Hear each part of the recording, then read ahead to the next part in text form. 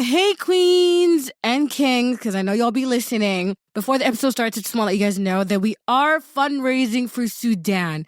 And alhamdulillah, we're almost at our goal. We've fundraised so far $20K, and our goal is $35K. So inshallah, please, you guys really donate. It would be such a loss to create a season for you guys and not be able to use all this attention and remembrance and not help the people that need our help. Like, the people of Sudan have suffered so much. And I don't feel like I need to tell you guys all the facts. I think at this point, we all know. The people of Sudan are incredibly suffering. And we can do something about it. So subhanAllah, if you have $1, $2, if you don't have the means, please share the fundraiser with others and give from what you can. No one has ever gone broke, fallen into poverty giving. That has never happened. Ever in the history of the world that someone became poor by giving. Because that's not how it works. Okay? I really mean that. I need you to believe that. That what you give in Allah Subhanahu's way, know that He will multiply it. He will multiply it. You will see the blessings in your life. If you're in a hard spot right now and things are shaky right now, give. If you are so grateful, like Allah Subhanahu is blowing blessings your way and you're just so happy, give. Like give in all circumstances at all times. I promise you, you will see the barakah in it. Help the people of Sudan. Help us help the people of Sudan. We've done it before. We can do it again. So if you want to know more about how you can do that, check out our description box below and donate.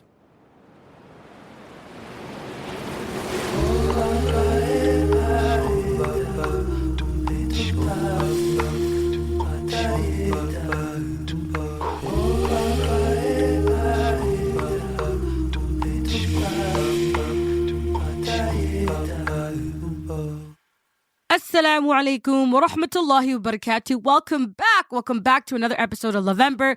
This is your girl, your friend, and you're listening to the Digital Sisterhood podcast. وَمِنْ آيَاتِهِ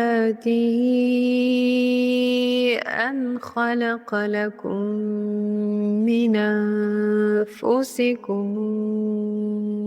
أَزْوَاجًا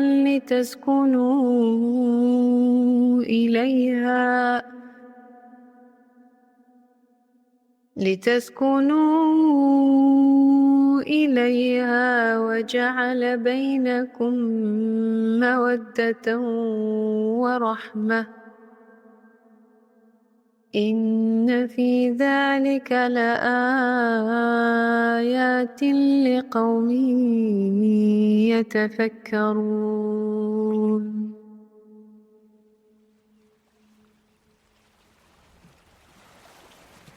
And of His signs is that He created for you from yourselves mates so that you may find tranquility in them.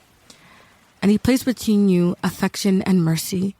Indeed, in that are signs for people who give thought. We all grow up with the idea of love.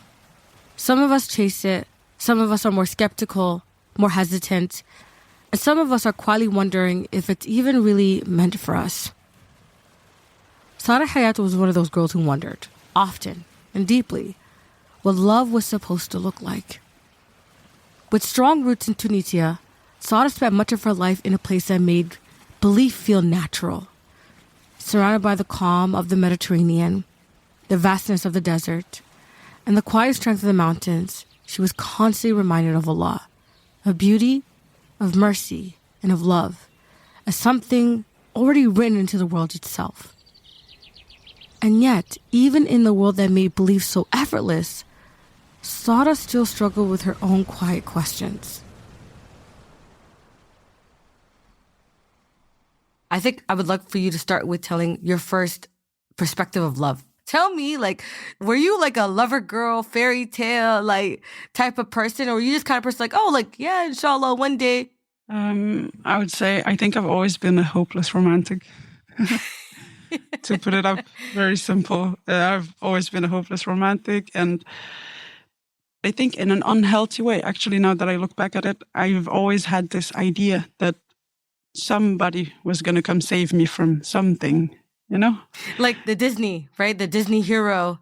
with the horseback. Because that's what we were told as children, right? Like the Cinderella and the prince, and he finds you and he saves you from the big bad wolf and he takes you away, right? Like that's... Yeah, absolutely, absolutely. That's exactly how it was up in my head.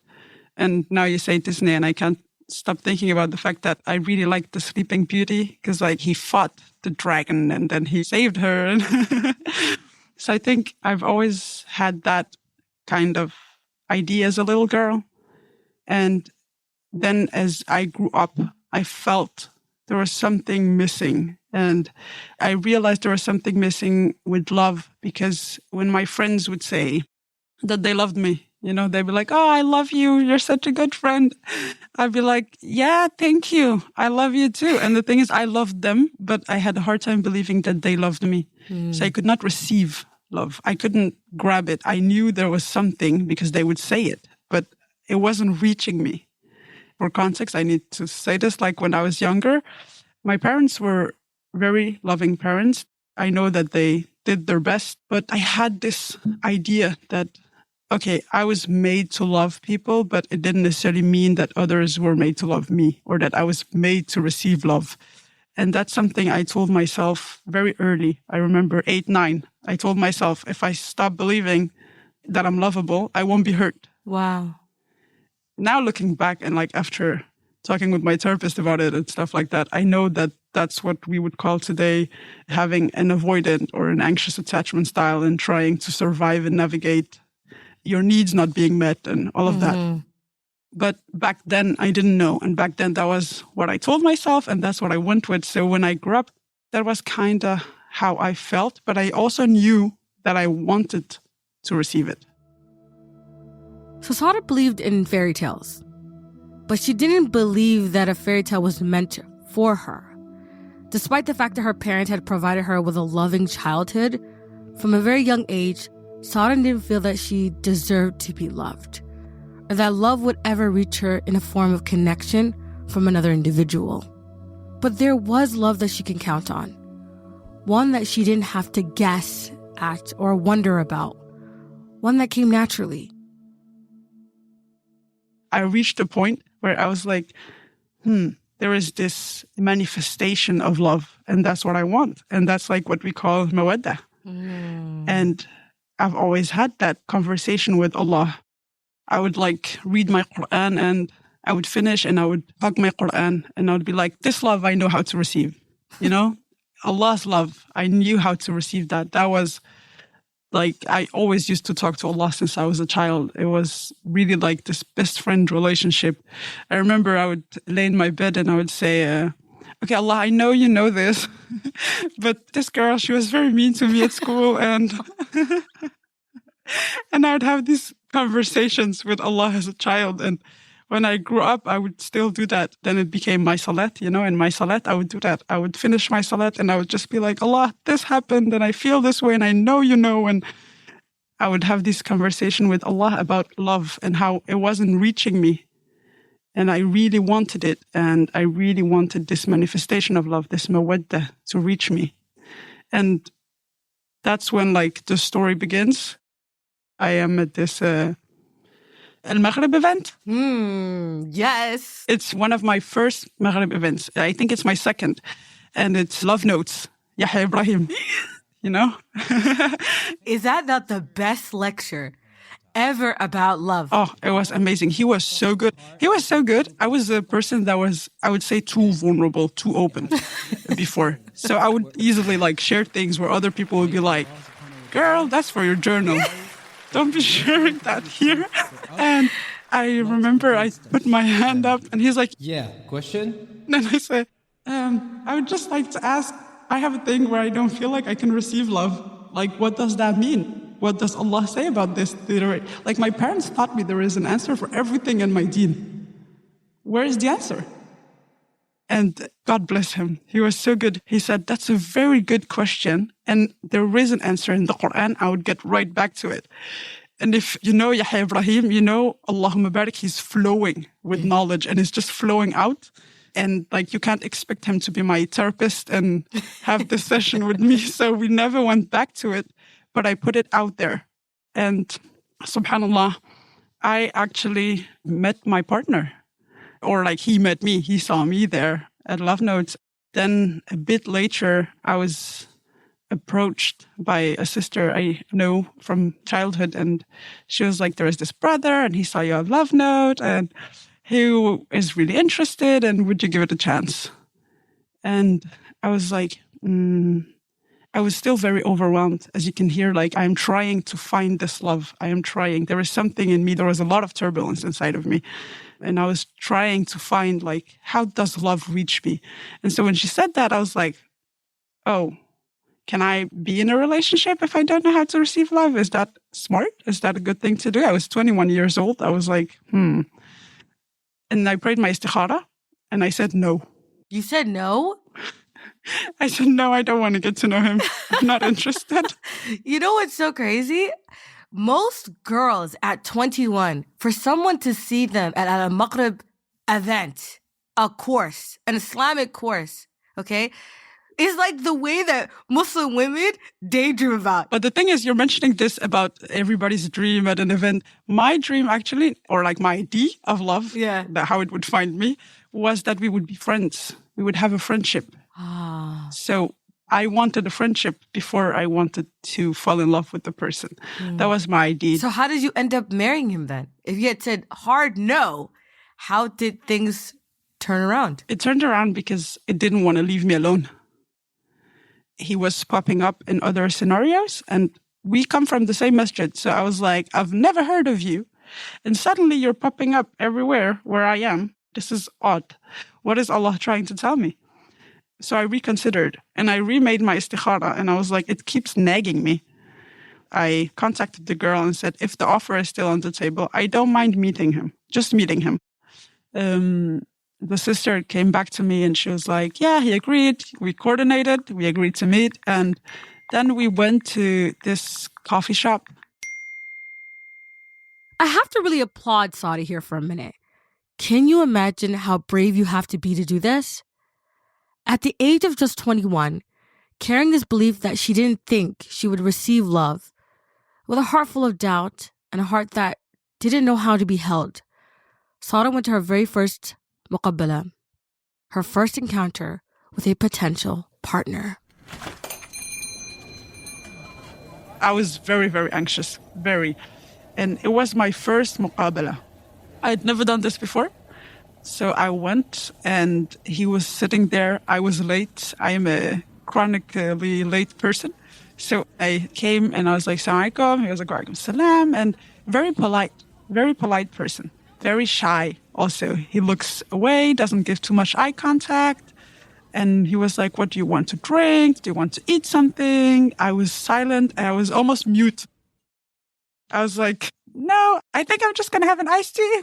And in my head, I was thinking, oh no, like, I hope he doesn't pay for this iced tea because, like, I don't want to burden I don't want to trouble him. Yeah, I don't want to trouble him. I hope he doesn't pay for it. But at the same time, there was this other voice that was like, you better pay for this. Cause like, so I sat there and he did pay for it. And he was very agreeable as a person. He didn't make me feel like I was too much or complicated. And I felt, wow, and we agree on everything. Like every time I would bring something up, like how I wanted to raise my kids. And I'd say, I'm against violence. I don't think we should like be violent with kids, whether it's like verbally or physically. And I want my kids to reflect upon what they do, their actions. And he was like, oh, I totally thought about the same thing. So he would agree with a lot. And I felt like, oh my God, this is just a male version of me. We met a second time and he was even more agreeable. I remember that day, that was the second muqabala, and we spoke for 7 hours. Wait, 7 hours? 1, 2, 3, 4, 5, 6, 7? 7? And all the other people were sitting there? We didn't stay there. We went for a walk. I lived close to the beach, so we went up to the beach and we walked through the beach and just talked. And he was like, I don't think I need a third muqabala. I think I know what I want. And I'm going to leave it up to you to make your mind up. SubhanAllah. And I was like, Allah, that's a lot of pressure. Like, do you even know me? And I remember I started saying, okay, what does that mean? And I started explaining, like, for me, I felt there was a side of me he didn't know. I felt he didn't know my essence. I was like, it was nice talking to you, but like, this is cool. We're talking, we're walking, but like, there is my essence. You don't know my essence. He didn't understand that. He was like, you're Muslim. And he would be like, this is it. And I was like, yeah, but there was this voice inside of me that was like, there's some part of you that is, it's not being seen. I ignored that voice and I said, okay, third muqabala, what would it look like for you? He said, I think our families should meet. Wow. Bismillah, our families met. His family came home to my family and I was sitting in the room talking to his sister. She was asking me, what ring do I want? Show me the rings you like. Show me what you like to wear. Show me like stuff like that. And they brought flowers, chocolate. My mom made this dish that you make for celebrations. And like the entire family was like gathered. I remember standing in my parents' balcony with him and we were talking. And I asked something about, does he believe that Allah could do anything right now? Like, does he believe that if he asked Allah for something and it seemed impossible, that Allah could do it right now? Is that a belief he has? And he put it up like, I mean, yeah, but Allah can do everything, but you gotta have a bit of sense. You can't just expect to say, I want the sun to stop, or like, I want something to not work as it is supposed to work, and then it's just gonna stop working. And I was not pleased with that answer because I believed deeply from the bottom of my heart that if I said to Allah, the mountains had to crumble, that Allah would make them crumble. And it was obviously not because I said it. It was because he was capable to do so. I remember he was not doubtful, but he was also like, girl, that's a bit the Lulu question. Like, do you believe that? And I felt like, okay, khair. It's fine. Maybe it's just a meeting. Maybe I'm just like that. And from that moment, that little voice started amplifying and being like, there is something about you that is not seen. Are you sure about this? Do you want to do this? But the families were happy. They were so happy. Everybody had met everybody, and his sisters were telling me about, oh, really looked forward for the day our brother was going to get married. He was an only son. And I was like, okay, like I can't see why I wouldn't do it. And I was like, this is a person that grew up in the same masjid as me. So like, why would I say no? That's what I said to that little voice that was nagging me. It went very quick. Like, it was so quick, I couldn't follow. When Sara told me how she and her partner met, I thought it sounded like a dream. I mean, to be seen at an Islamic conference by your partner or your potential spouse was like the dream for every girl. This was like the most ideal, ultimate Muslim girl meet cute. And then to walk on the beach talking for 7 hours? Man, it sounded like the making of a great romance movie, doesn't it? But the decision was rushed. I mean, everything was rushed. In that rush, Sara ignored the feeling that sat deep in her chest. Before the couple's union was even sealed, Sara felt a whisper, a warning. She knew deep down that this was a man who didn't understand her relationship with Allah. And it was that relationship that defined Sara, the only one that ever made sense to her. She had always called out to her creator to settle her anxiety. But when it came down to the most important decision of her life, she forced herself to ignore the signs. There was no tangible reason to refuse, no argument that would make sense to anyone else. So the families approved. And Sara's own hesitation felt insignificant against the pressure. I get a call from him and I pick up, and that was on a Wednesday. And he says, we can either have the nikah on Sunday or 6 months from now. And I was like, La hawla wa la quwwata illa billah. I was like, I didn't really feel like I had a choice, to be honest. It was like, I wasn't going to say 6 months because what was going to happen in 6 months? And I was like, what about Allah's boundaries? What about this? And I remember I just said, Sunday it is. And I remember like when that phone call ended, I laid on my bed and I was like, girl, call him back. Call him back. We're not doing this. SubhanAllah. And I never called back. And I gave myself all of these reasons to go through with it. And the nikah day came. And of course, I was late to my own nikah. And I arrived there, and then my friend that was standing with me, she says, like, jokingly, if you want to, you can still run. And I'm like, haha, deep down inside, I wanted to run away. I really wanted to. There was this little voice that was saying, this doesn't seem right. Do you understand what you're agreeing to? And the verses about it being mitaqan khalida, you know, this like heavy covenant were recited. And I was like, do I understand what it means? But I was disassociated. Like the second the sheikh started speaking, I felt like I was not in my body. Khalas, I was going through with it. I let it go. But yeah, then we had the nikah, and then his family had like a barbecue for us. So we went for a walk. We got there to the barbecue. We ate. We had our first salat together. Allahu Akbar. I remember I'm standing there and we're making salat, and something is not there. The sweetness of the privacy I had in my salat with Allah, it was missing. I couldn't find the raha. I couldn't relax. So, you know, when the Prophet ﷺ used to say to Bilal, "Arihna biha ya Bilal." So relax us, you know, give us, alas, we want to breathe. I didn't find that. There was this sakina, this raha. It was not there in that moment. I felt like I didn't belong there. I was like, I feel like an imposter in this situation. Wow. In salah. Yeah. I didn't belong praying behind this person. I didn't. It was not right. Wow. And then I just moved on with it. We went down. They wanted us to have this ring ceremony where we exchange rings. And I was like, I feel uncomfortable with it. I don't want to do it. And that was the first time I actually said, this isn't me.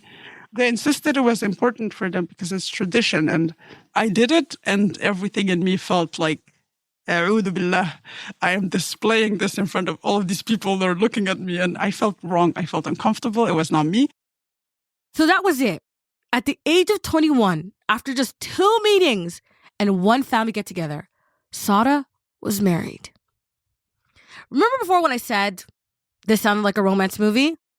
Well, I'm going to tell you right now, it's not. While everything looked great on paper, Sara knew in her heart that this was not the right man for her.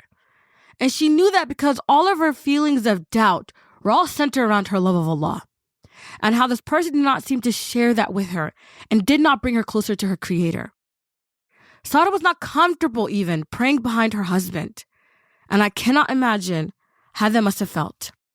She also felt like he didn't protect her modesty, her haya. The first time she clearly voiced discomfort about the ring ceremony on her own nikah day, she was dismissed. Sadly, that would not be the only time Sara felt exposed and unprotected in her marriage. I don't remember really truly what happened after that. There's like this big blank. I remember it was calm. We were just newlyweds trying to get to know each other. I remember there was a lot like snippets of moments where I was not being true to myself. And that is because, I don't know if I mentioned this, but we got married in Ramadan. And so we like would hang out sometimes, but we would mostly go for like iftar together. And after iftar, we would like go to the like beach for a walk or something like that. And I just remember in my culture, before you've like done the walima and like moved out of your father's home, you're not out that late at the beach taking a walk. Mm-hmm. Even if it's your husband, like you're not doing that, you know? And my dad, he was like, girl, you're coming home at 1 p.m. What is this? Like you live under my roof. Mm-hmm. And he tried to say, hey, let's talk. And me and my dad, we've always had a good relationship. Mm. So he was trying to talk to me and he was not getting through. And I think that felt frustrating for him because he was like, alas, this man comes in the picture and my daughter, like, I can't talk to her. What is going on? He makes new rules while she lives under my roof. That didn't make sense. And now, if I think about it now, I'm like, that was not okay. I was already losing the connection without even realizing that I was losing it. In Sara's own words, she began to dissociate from the moment the nikah ceremony started. What should have marked the beginning of a new chapter instead became the point where pieces of Sara started to fall apart. From the very start of the marriage, she was silencing her own discomfort, overriding her instincts, and distancing herself from the people who knew her best, like her father. Everything felt wrong, even though she tried to convince herself it wasn't. When Sara was staying out late one night, in the very early days of her marriage, it was the evenings of Ramadan. Evenings that she had previously spent with her father worshiping. It was because her partner was asking her to ditch and to stay out in hopes that they would be physically intimate with one another. This isn't something Sara felt ready for. And her father was calling her and calling her and calling her, asking her where she was. And she wasn't in a home or a hotel or somewhere safe and private. Sara's partner had not provided that. He was simply asking her to do this in his car. What she wanted didn't particularly impact him, nor did the strain on Sara's relationship with her father. Sara didn't voice any of her feelings, but the couple did have their first big argument the following weeks, after Sara had learned that her partner had previously been involved with someone else. It wasn't the fact of the matter that bothered her. No. But she felt that she had been misled. And when she asked questions to try to understand better, she wasn't met with the openness she had hoped for. Sara realized she couldn't even communicate with her partner. When I would bring up these concerns, the response was very dismissive. We didn't speak the same languages at all. And I ended up feeling that there was we were in the same marriage, but I was alone in the marriage at the same time. And I thought to myself, the first year is very difficult. That's what they say. So the first time I confided in somebody, it was a family member, and I got told, yeah, the first year is very difficult. So you guys are just getting to know each other. And you live together is even more difficult. And I was like, okay, khair. Bismillah. And I kept thinking, okay, I want Islah. And I was talking to him and it sounded like he wanted to. And then there were so many other Maghrib events where I would go to the sheikh and because I didn't dare talk to the shuyukhs in my community because they knew him. So I would go to the sheikh and I would say, this is my situation. What do I do? And I remember a specific moment where it was art of manners. And I went up and I spoke with the sheikh and I gave my story, and then I said, to be fair, I want him to hear my partner out too. And when we came home, I asked, hey, I'm kind of curious, what did the sheikh say to you? And then the response I got was that I was being ungrateful. Subhanallah. And that's something that is very, I have to be careful with that. It's a test from Allah. That I am ungrateful. When you heard that, how did that make you feel? Oh, very bad. I didn't even doubt it a second. I was just like, okay, that must be what the sheikh told him. It must be true. And then I thought, okay, how am I ungrateful? How do I make you feel? And then it became about how he was feeling and his feelings and how I had hurt him. And I remember I started crying. I remember I said, you know what? I think I need to sleep for myself. I'm going to go to the living room. And I put a mattress on the floor and was like, I'm going to sleep here. And he came over and he was like, why are you crying? And I explained, I said, it's because what you told me, it really touched me. And I feel like I am so sorry that you have an experience of me being ungrateful or making you feel like you're not enough, or even though you're putting all these efforts, if I'm not seeing your efforts, I am very sorry. And then I just remember he said, comforting me, it's good you can see it now. Wow. He said, it's good you can see you're the problem now. Wow. That's where you can fix it. So he never acknowledged his part in this. It was always, you're the problem, you're the issue. And now a sheikh has confirmed, because subhanAllah, like the sheikh is getting two different perspectives. But I'm not sure what he said to him. I don't believe that's what the sheikh said. I don't believe that's what the sheikh said, because this is a sheikh that speaks like, even when he spoke to me, he said, subhanallah, sometimes relationships can be a trial. You know, it's very am, you know, it's very general. It's very general. It's not, she's a trial for you. And he's saying, you know, Hukum, you are the problem. Yeah. To be honest, like it requires proper counseling to sit and look at something diagnostically. Sheikhs are like doctors. They have to go to the root of the issue and see all variables before saying, Na'am, this is my advice to you. So for you to hear back, she's ungrateful, she's the problem, it sounds odd. Later on, we had other conflicts, and then he would say things like, subhanallah, your father told me, you got to have a lot of sabr with her. Please have a lot of sabr with her. She's not easy. And I would believe that. I would think, whoa, did my dad say that? Because I was so naive. Like in my head, there was no possible way that any human being would make up something like that. You know, just like to hurt you, control you, anything. Like the situation is that I am married to this person, and I married somebody with very, very good manners from the same masjid as me. Why would he manipulate me? Like these thoughts didn't cross my mind. I just thought, oh, subhanallah, did my father say that? That's painful. Does my father think I'm difficult? Is it because I used to disagree with, like, what is it? Where does it come from? Am I a bad person? Am I the issue? Yeah. I am the problem. And I started asking Allah. I started saying, Allah, is it me? Am I the problem? Are you unpleased with me? And then the more I started asking Allah, the more I started realizing I'm not having my nightly conversations with Allah. Like, I am not the same person. I started losing parts of myself.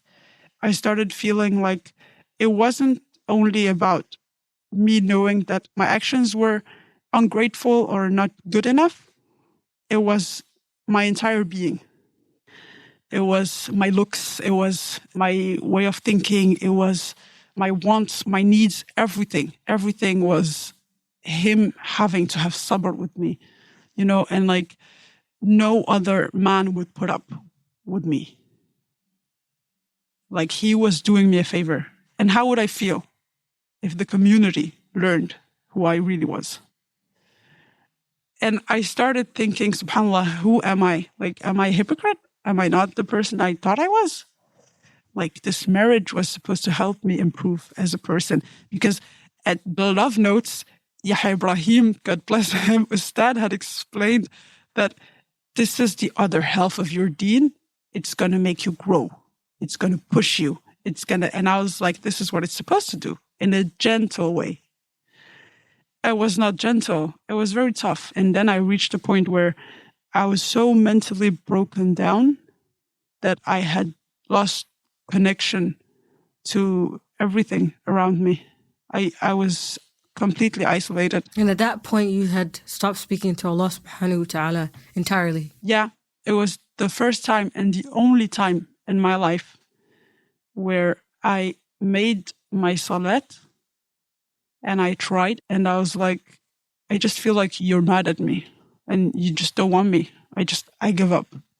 I give up. I don't have it in me to fight for my relationship with you, Allah. I can't do it. The first year of Sara's marriage was defined by pain. She was told it was her fault, and she believed it.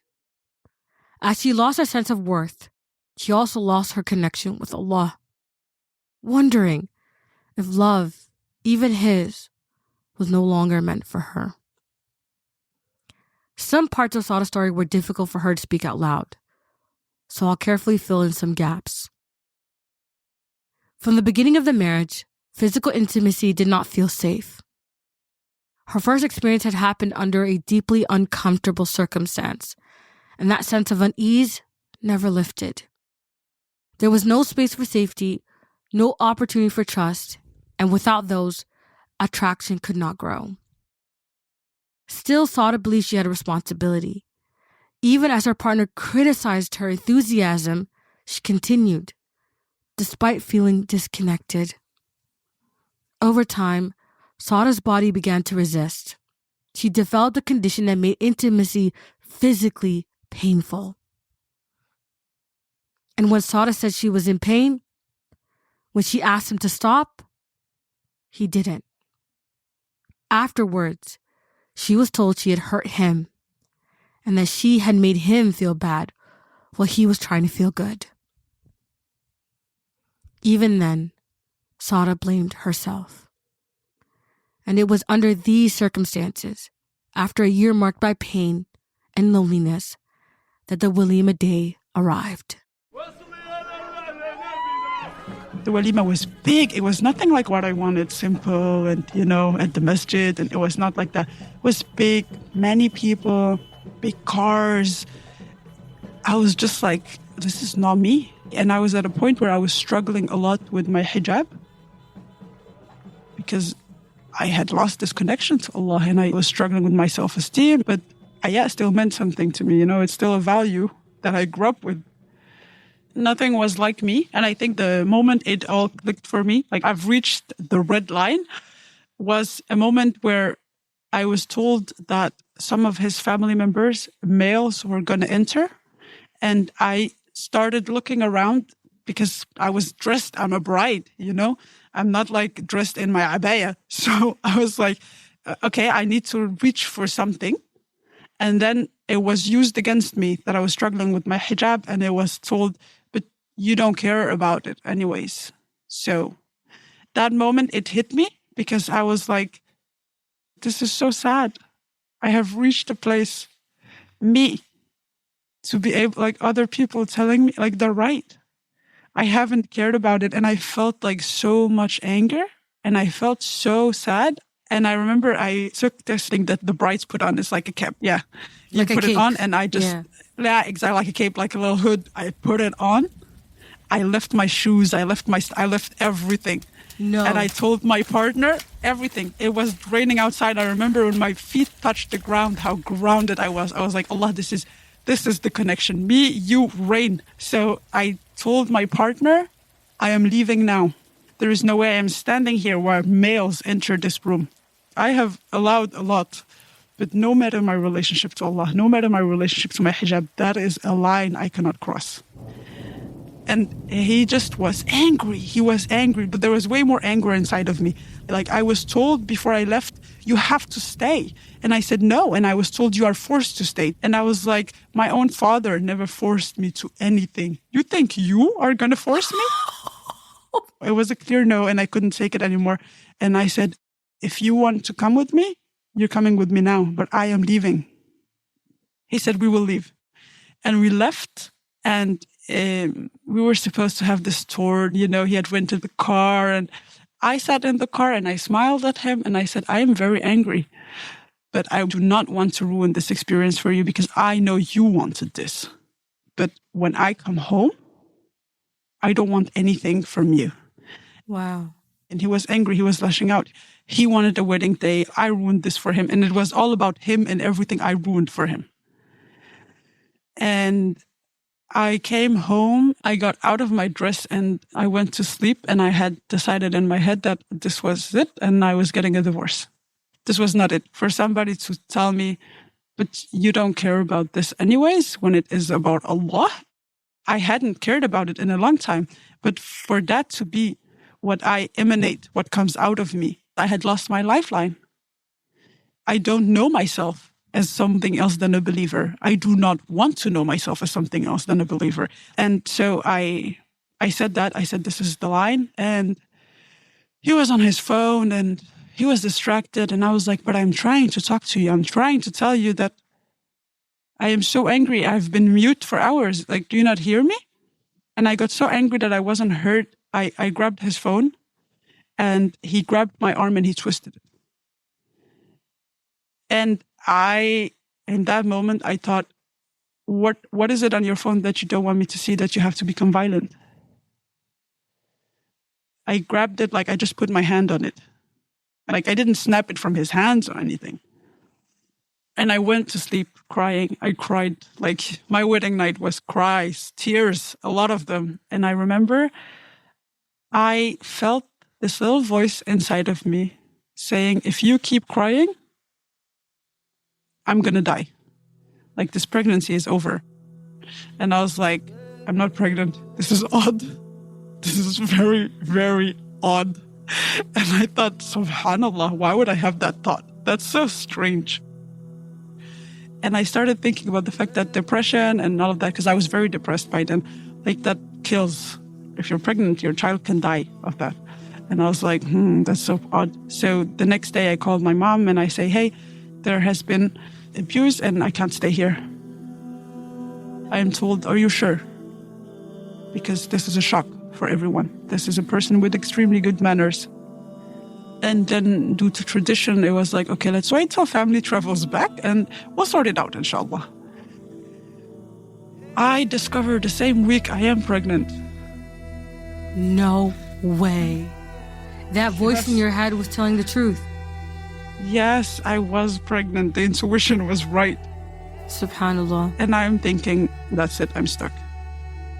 And I made a pact with him. I said, I am going to stay and I'm not going to divorce. And I just need pregnancy to be peaceful because I don't want to give my child stress. And after I give birth, me and you can sort it out, whether we stay together or not. Me and him had a conversation about names. And I had said that I always wanted to name my daughter Mawadda if I got a daughter. Because Mawadda is the manifestation of love. And that's what I feel like I've been looking for, this manifestation of love. And like the idea was that if it is manifested, then that's how it is reaching you. Because the manifestation is through actions, you know? It's when people are being loving. And my idea was that there was going to be this manifestation of love between spouses. It wasn't like that, but I still hoped somewhere that a child could fix things. Scared as she was, Sara let herself be hopeful because she thought, maybe a child could fix things. Maybe this could be true for her. And then she decided on a name. Mawadda. The very thing she had been searching for so long. I expected there to be space and understanding for me as a pregnant woman. There wasn't. I wasn't met with what you would like think in a marriage, how you would be met by your partner. I felt like through my pregnancy, even though I didn't feel peace, my child needed to be a child that had peace. I need her to be familiar with Quran, but I had a difficulty reciting for her because I didn't have that relationship to my Quran anymore. So it felt heavy to sit and open the Quran. It felt like I was an imposter. And so I would play Surah Taha for her.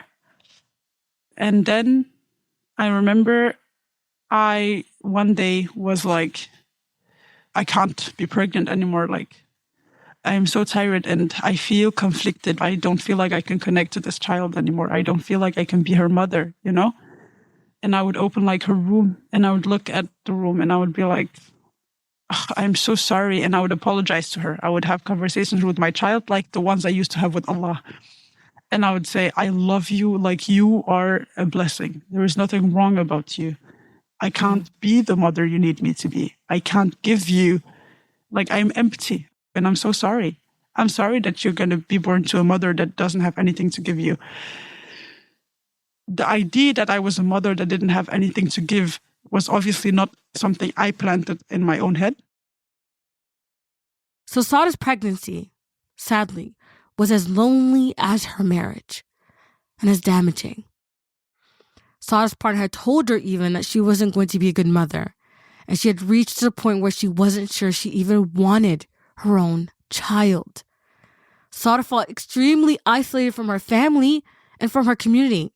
She didn't feel like the sheikhs would even believe her at her own masjid because they saw him as this polite man. But what was going on behind closed doors was entirely different from what they saw. Even her own mom had a hard time believing things that Sara shared. And that broke her.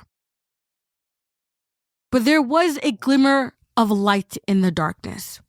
In her despair and out of love for her child, Sara called out to Allah again, and she began talking to her unborn child in the same way she had once spoken to Allah.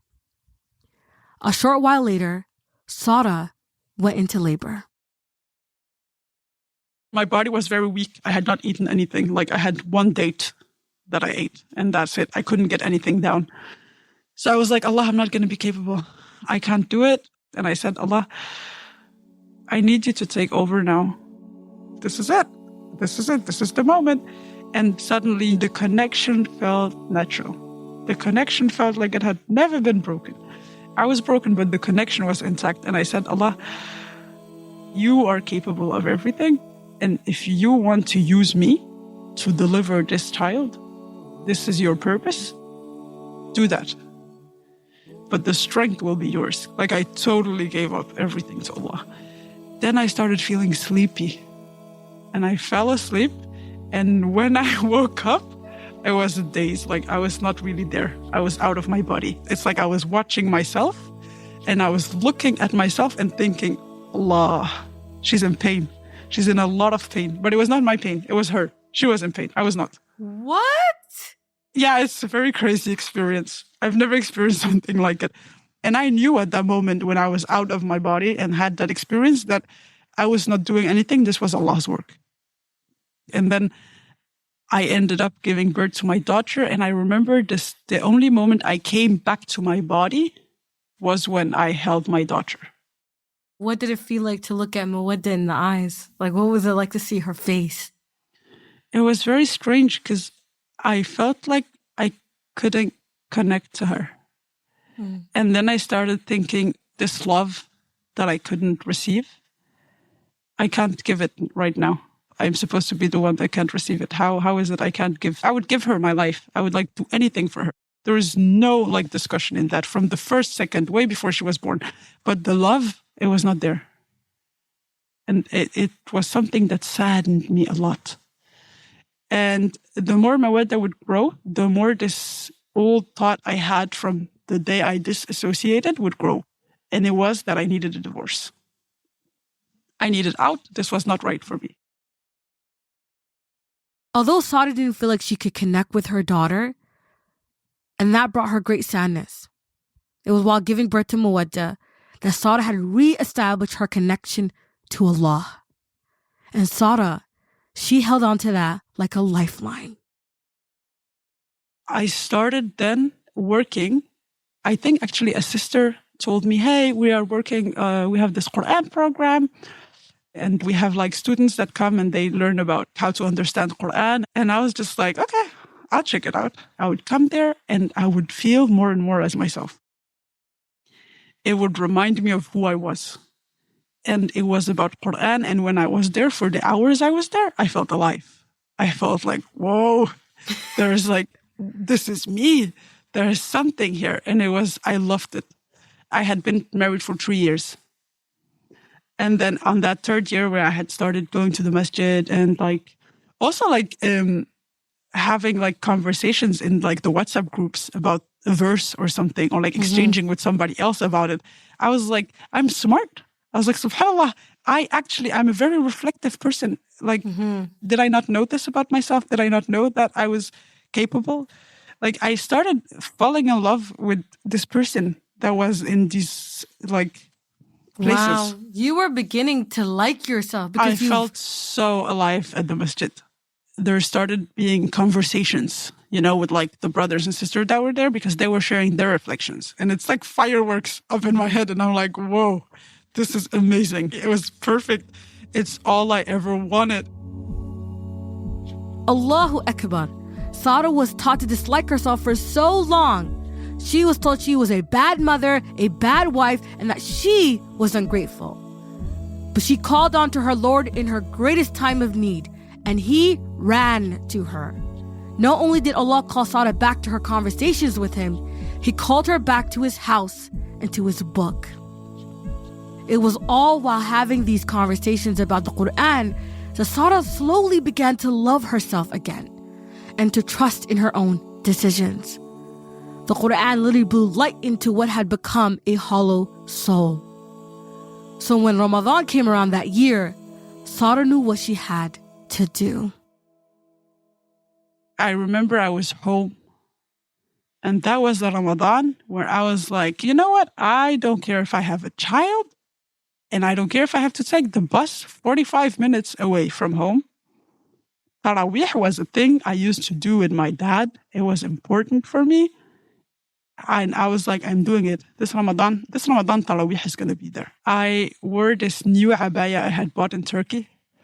And I had looked for that specific abaya for such a long time. So I was so happy that I found it and I wore it. I wore this purple hijab and I arrived and I prayed. And I remember, subhanallah, I was home. I was exactly where I belonged in that sujood. And I wish that the time had stopped. That the imam had not said, Allahu Akbar. I was just like, just leave me here. I don't need anything. I am home. I am exactly where I wanted to be. And I felt I was welcomed. I felt Allah was happy. And I decided then to have that conversation with Allah where I said, I want to get a divorce. This has taken from me the essence of me. And the essence of me is being your abd. Please just give me a way out. I will take it. And this Ramadan passed. And I then told my partner, I'm getting a divorce, khalas. But I had said that multiple times before, so he didn't really believe me. He was like, yeah, sure, you are. But I had decided one day, I contacted the psychiatrist hotline. And I said, hey, I am worried that I am not very mentally stable and I am worried that I'm not good for my child. Can I get help here? Because I don't know what to do. He told me, tell me your story. Walk me through it. And I walked him through it. And then he said, it sounds to me that you should make an audio, like record your conversations with your partner and try to listen to them when you're alone.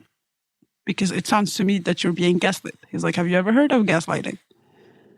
And I was like, yeah, it was a popular word on the internet, but you're not going to think this is happening to me. That same night, I recorded an audio and I then later on listened to it. Hey, what are you doing? What? Why are you threatening her with salt water? I'm not threatening anyone. I'm just putting her to sleep. She's only 2 years old. Please don't do that to her.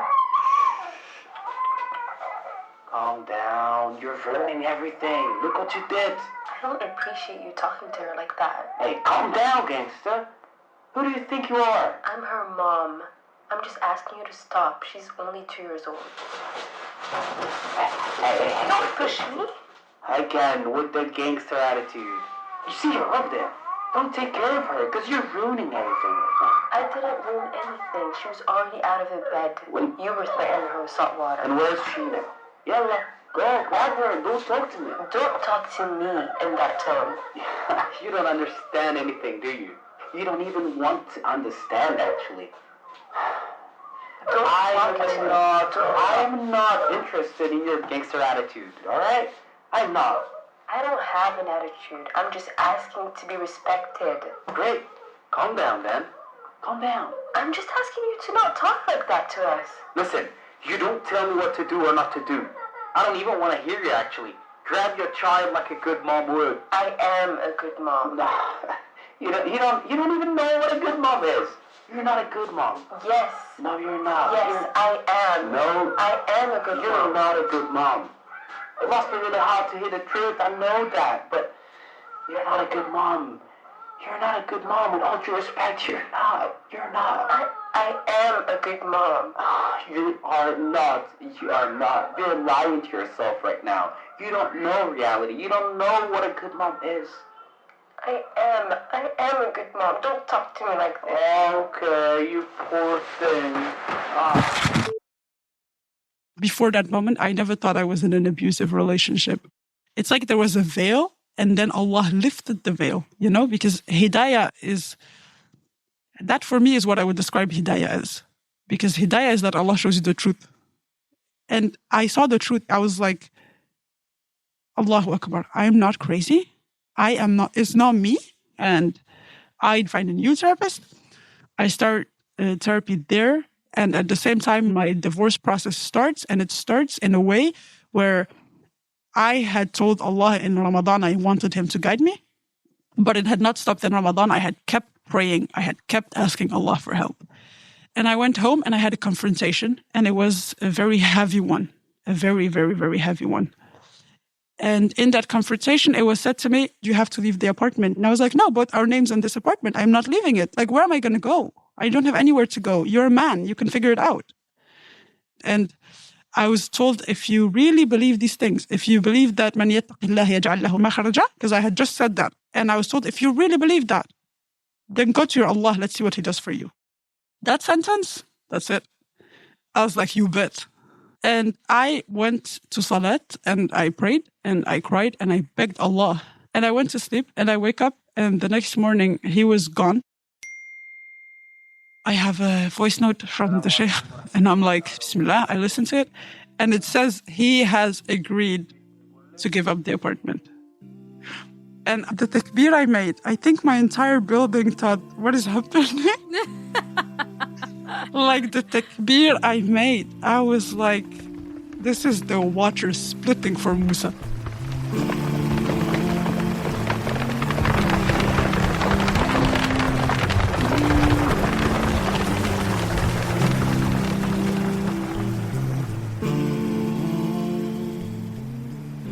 Whoever relies upon Allah, then He is sufficient for him. And you know what moves me so much about Sara's story? It's that even when she lost her closeness to Allah, she never lost her trust in Him. Her tawakkul did not disappear. And when her husband told her, go to Allah, and He, subhanahu wa ta'ala, answered her. So when the next test came, Sara was ready for that too. Sara's husband would not admit to the sheikh that he wanted a divorce as well, which meant that she was forced to ask for a qula'.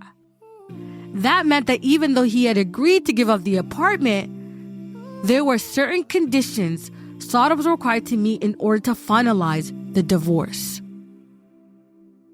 There was money that was asked for me, and the amount of money was 5 times what I got for my mahar. So it was way above what I would give. And the thing is, this is not haram, but it is highly makruh and highly, highly disliked. And in that moment, I agreed to something I thought was absolutely impossible. I could never pay that amount of money. I could not. But I agreed to it, not because I thought, oh, I'm just going to deceive him and say yes and then no, because if I didn't pay it, it wouldn't go through. But my thought then was, you know what? I believe Allah can move the mountains, so I'm going to let Allah move the mountains now. The khula' process took a long time. And of course, it was emotionally heavy. But this time, Sara didn't feel alone. In those days where I had those tears and all of these worries, I remember one day in my sajada, my daughter came to me. And then that's the moment where she told me that Allah mawjood. You know, she hugged me. First, she hugged me. My daughter, she offers comfort. She's like, do you want to have my blanket? She's like, offer comfort like that. So I was like, no, I don't want it. I'm just sad. I'm just crying to Allah, you know? And then she was like, is Allah mawjood? Wow. She's heard it. She's heard that Allah is there. That's how she's comforted. That's how I comfort her. That if I'm not there, no matter what's happening, Allah is there. Because that's what my parents gave me. So that's what I gave to my child. And that's what she gave back in a moment where I needed to hear it. And then I was like, actually, that's true. Allah mawjood. And He made the apartment stayed mine. So Allah will figure it out with the money. And from the amount I had to pay, I ended up paying an amount that was so low compared to that amount by Allah's will. I was presented with a deal that said, I can agree that you do not pay this amount that I had asked from you, but then I do not have to pay child support. Wow. I was presented with that. And in my head, I thought, subhanAllah, you cannot, first of all, you can't present an agreement that takes your duty away as a wali. What are you thinking this is? Yeah, that doesn't even make any sense. It doesn't make sense. So what ended up being is I agreed to that. And then I was like, and my daughter, her rizq is with Allah. Allah will make a way for her too. Sara's partner ended up being legally obligated to pay the child support that he had tried to evade. SubhanAllah. So Allah provided for Mawadda too. And it's with Mawadda that this story comes full circle. I had been in search for this manifestation of love, this love that I could feel, that I could receive. And I had sought this Mawadda, and then I got my daughter. And her name is Mawadda. And if there is one thing about her is that she's all love. Like she's just a bunch of love in one little human being. Allahumma barik. But I also got the manifestation of Allah's love. And there is this one ayah that just makes all of this make sense for me. And it's the ayah in Surah Ibrahim that says, وَآتَاكُم مِّن كُلَّ مَا سَأَلْتُمُوهُ وَإِن تَعُدُّوا نِعْمَةَ اللَّهِ لَا تُحْصُوهَا إِنَّ الْإِنسَانَ لَظَلُومٌ كَفُورٌ. And the translation is, and he gave you from all you asked of him. And if you should count the favor of Allah, you could not enumerate them. Indeed, mankind is most unjust and ungrateful. And that ayah, for me, it makes sense because it wraps everything up.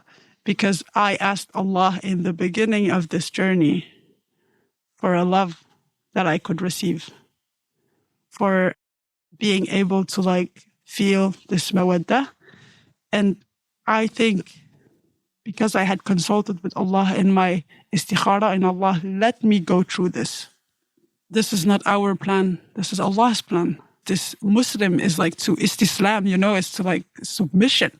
And in the submission, we believe that there is a higher plan. Allah has a higher plan for us. And therefore, these trials you're going through, everything you're going through, it makes sense.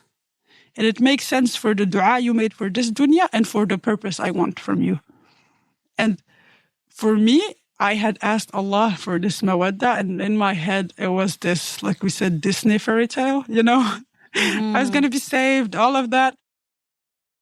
I had to rely on Allah and save myself and find that the mawadda lied in Allah's love for me and my ability to love myself. And afterwards, I learned to love my child.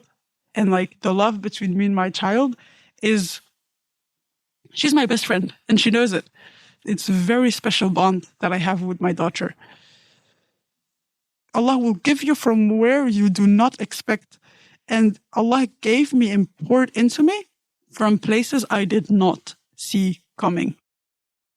Mawadda was one thing, but the mawadda Allah presented me with, even till this day, is something that hugs me from inside.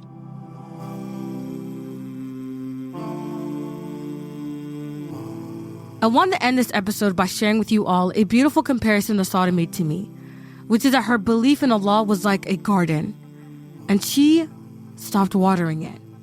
But the roots remained strong. And so when she started watering it again, the flowers were eager to blossom. That is a reminder to all of us to constantly tend to our gardens, even if it's with one ayah a day.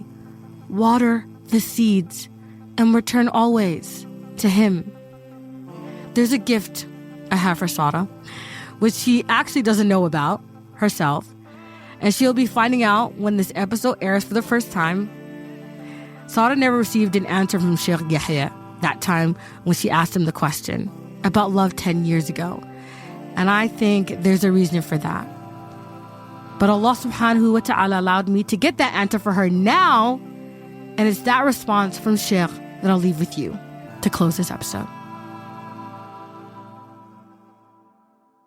The Prophet ﷺ says, and this is just to strengthen the heart of this sister, عَجَبًا لِأَمْرِ الْمُؤْمِنِ, astonishing is the condition of a believer. أَمْرُهُ كُلُّهُ خَيْرٌ. Everything they encounter is always khayr. People say bad things happen to good people. That's a lie. Only good things happen to good people, to believers, right? وَهَذَا لِلْمُؤْمِنِ, only for a believer. So whatever you have endured, my dear sister, do not let it take away from the aspiration of finding contentment and a home of sukoon. If anybody was going to be fearful of that, it would have been the sahabiyat who were under the tyranny of men who disbelieved in Allah while they believed in Allah and Muhammad sallallahu alaihi wasallam. Like if Zinnir radiallahu anha can recover from the abuse she received and become a thriving believer, then know that Allah is with you.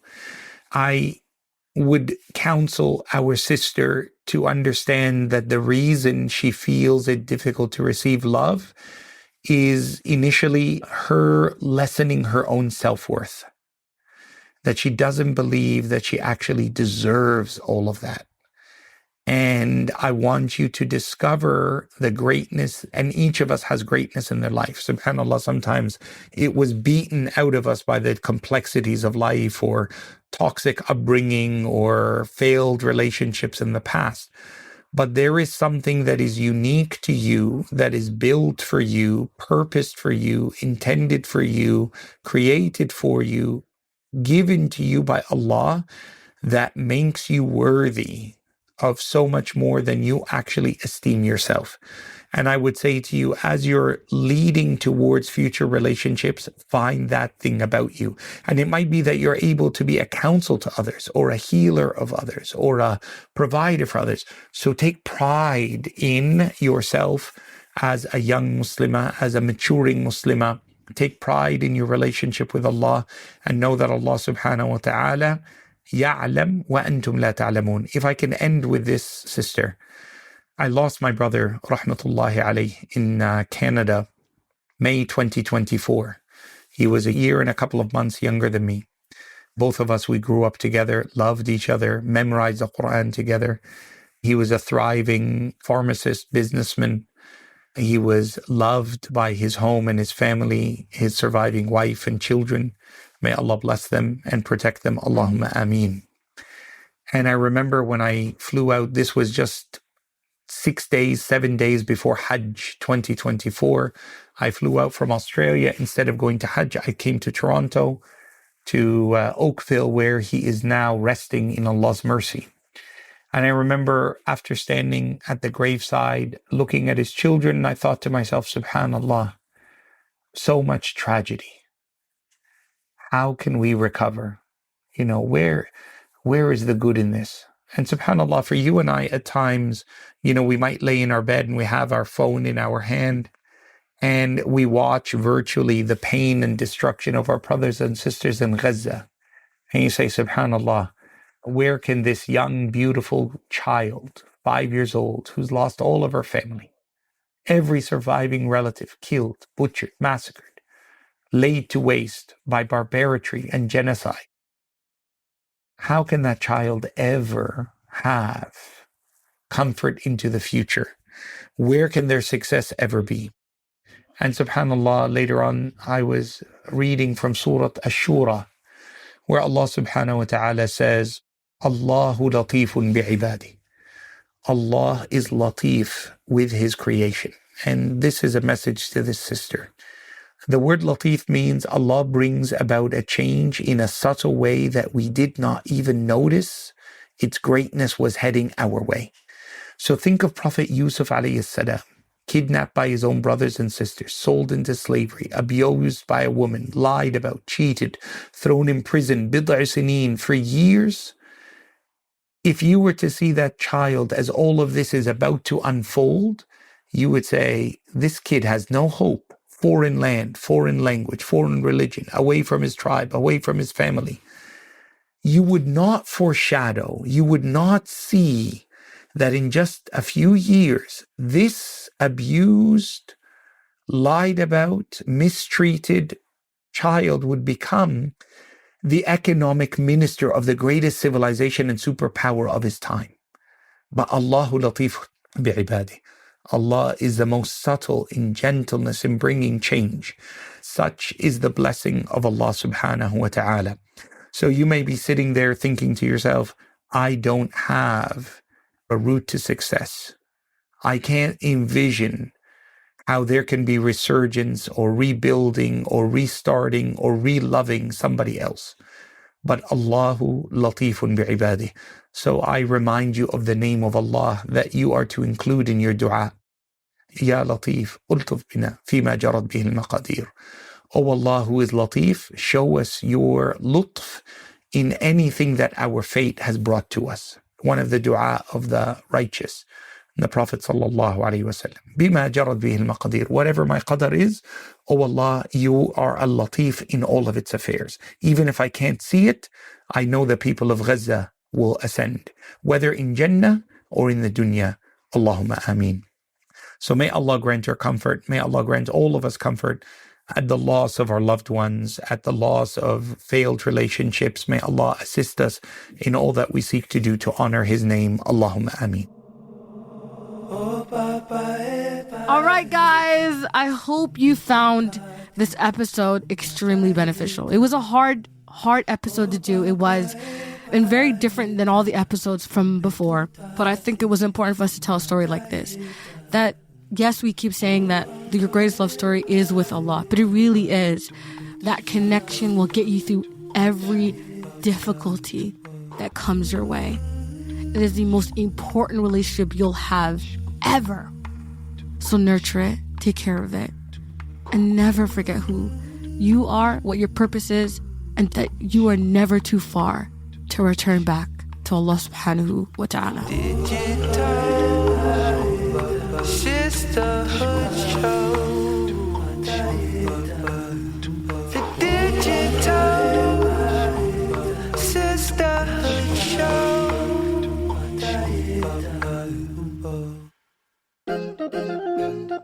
Before I go, I have to give my flowers always. Thank you, Maaheen. First, I have to start with Maaheen. Thank you, Maaheen, for producing this episode. I know this was a hard episode to do, but you did such a great job. And I hope you're proud of yourself. Because I know when your daughter's grown, she'll be so proud of her mama. Thank you, Maaheen, for this beautiful and well-written episode. Thank you to the podcast team. Thank you to Khweya for leading the season. Thank you for getting us to the line. Alhamdulillah. Thank you to the sound design team, Youssef and Yahya. Thank you to the rest of the TDS team and the Mus team for collaborating on this season with us. Thank you, Sara, for the beautiful art and cover art as always. And honorable mentions, Safi Mohamud, Nuri Sheikh, Hanan Sheikh, Aisha, and like I always say, to the Mus team. Thank you guys so much. I love you guys, and I hope to see you guys again very, very soon. This will be the last episode of Lovember. But don't worry, it's not the last episode of the TDS podcast. We will be back for Ramadan. So prepare, and I'll see you guys then. Love you guys.